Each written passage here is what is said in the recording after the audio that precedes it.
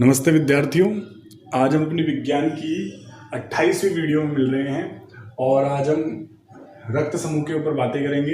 यह हमारे विज्ञान के अध्याय संख्या 4 का एक टॉपिक है और रक्त समूह के बारे में हम वैसे भी जानने के इच्छुक रहते हैं कई बार कि हमारा रक्त समूह कौन सा है। इसके बारे में जानने का प्रयास करते हैं कि सबसे पहले आपको मैंने इससे पहले वाली वीडियो में बताया था कि कार्ल लैंडस्टीनर नामक वैज्ञानिक ने रक्तों को 4 समूह में विभाजित किया था। उसके बाद RH फैक्टर, RH जो एक प्रतिजन अन्य प्रतिजन होता है उसकी खोज हुई थी और उसके बाद पता चला कि रक्त समूह जो होते हैं ये 4 प्रकार में भी और कई प्रकार बढ़ जाते हैं। जिनमें RH फैक्टर पाया जाता है उनको A+ भी कहा जाता है और जिनमें नहीं पाया जाता है उसे माइनस कहते हैं। उसी प्रकार B+, ऐसे फिर अपन 8 प्रकार के रक्त समूहों को देखते हैं यहाँ पर। ठीक है, देखो थोड़ा सा जानने का प्रयास करते हैं। आप एक लिस्ट देख रहे हैं, एक सारणी देख रहे हैं और इस सारणी में आप कई बातों को नोटिस करते हैं। जैसे कि सबसे पहले क्रम संख्या लिखा हुआ है, रक्त समूह प्रतिजन का जीन प्रारूप है, RH समूहीकरण है और रक्त में उपस्थित प्रतिरक्षी है। रक्त में उपस्थित क्या है? प्रतिरक्षी है। देखो फ्रेंड्स, सबसे पहले A+ रक्त समूह जो होता है उसमें प्रतिजन क्या पाया जाता है? A। ध्यान रखना है, जो ब्लड ग्रुप होगा वो ही प्रतिजन पाया जाएगा। बस O ब्लड ग्रुप जो होता है उसमें कोई प्रतिजन नहीं होता है, ना A होता है ना B होता है। रक्त समूह जो A होता है उसमें A प्रतिजन है, चाहे A+ हो चाहे माइनस हो, दोनों में A है। B+ हो या B- हो, दोनों में B है। AB+ हो AB- हो, दोनों में AB है।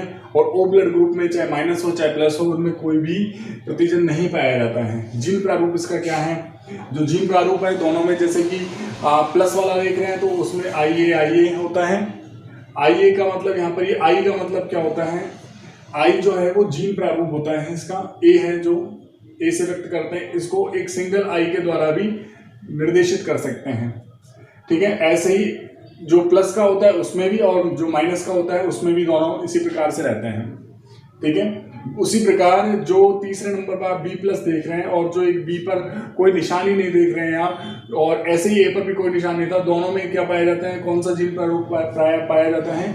IB और IB पाया जाता है। दोनों सेम जैसे लिख रहे हैं एकदम। और उसके बाद AB जो ब्लड ग्रुप पाया जाता है उनमें देखो IA और IB दोनों प्रतिजन इसमें पाए जाते हैं। और AB- जो होता है उसमें IA और IB दोनों इसमें भी पाए जाते हैं। AB+ और -AB एक जैसे। AB ये वाला यानी 5वें नंबर का छठा क्रम जो है वो दोनों एक जीन प्रारूप के समान है। परंतु जो 7वां है उसमें O+ और O- जो ब्लड ग्रुप आप नोटिस करते हैं उसमें कोई भी प्रतिजन इनके ऊपर, कोई भी जीन प्रारूप इनके ऊपर नहीं पाया जाता है। जब इनके ऊपर कोई जीन प्रारूप नहीं पाया जाता है इसीलिए सर्वदाता समूह होते हैं। और जो AB होता है उनमें सभी प्रकार के प्रतिजन पाए जाते हैं, इसलिए वो सर्वग्राही होते हैं। RH समूहीकरण जो प्लस होगा उसमें RH पॉजिटिव होगा और जिसमें RH यानी जिसमें प्लस का निशान नहीं लग रहा है वो सब नेगेटिव है। देखो जिसमें प्लस का निशान है उसमें आप सही का निशान देख रहे हैं यानी वो पॉजिटिव है।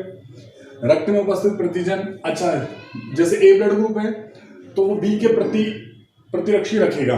यानी अगर हम A ब्लड ग्रुप वाले को B का रक्त चढ़ा देंगे तो उसके जो रुधिर है उसका लयकरण हो जाएगा, यानी उसका जो रुधिर है उसका हीमोलाइसिस हो जाएगा, यानी वो जम जाएगा उसका रक्त और वो व्यक्ति मर जाएगा, उसकी मृत्यु हो जाएगी। तो यानी A वाले व्यक्ति को B वाला रक्त नहीं चढ़ा सकते हैं क्योंकि उसके पास उसके लिए एंटीबॉडी है। A वाला जो ब्लड ग्रुप है, A ब्लड ग्रुप है, जैसे मैं A ब्लड ग्रुप का हूँ तो मुझे B ब्लड ग्रुप का नहीं चढ़ा सकता, मुझे B वाला खून नहीं चढ़ सकता। क्यों नहीं चढ़ सकता? अगर B वाला खून चढ़ जाएगा तो क्या होता है, रुधिर का लयन हो जाएगा और व्यक्ति की मृत्यु हो जाएगी। तो A जो ब्लड ग्रुप होता है उसमें B एंटीजन होते हैं, चाहे B- हो, A- हो या A+ हो, दोनों में B प्रतिरक्षी पाए जाते हैं। वैसे ही B वाला ब्लड ग्रुप जो होता है उसमें A प्रतिरक्षी पाए जाते हैं और AB जो होता है उसमें कोई प्रतिरक्षी नहीं पाया जाता है। जब AB में कोई प्रतिरक्षी नहीं पाया जाता है तो वो सबसे रुधिर ले सकता है क्योंकि उसमें कोई प्रतिरक्षी पाया ही नहीं जाता, एंटीबॉडी नहीं है उसके किसी के लिए। तो जब उसमें कोई भी ब्लड ग्रुप उसमें डालते हैं तो उसका रुधिर का लयन होता नहीं है।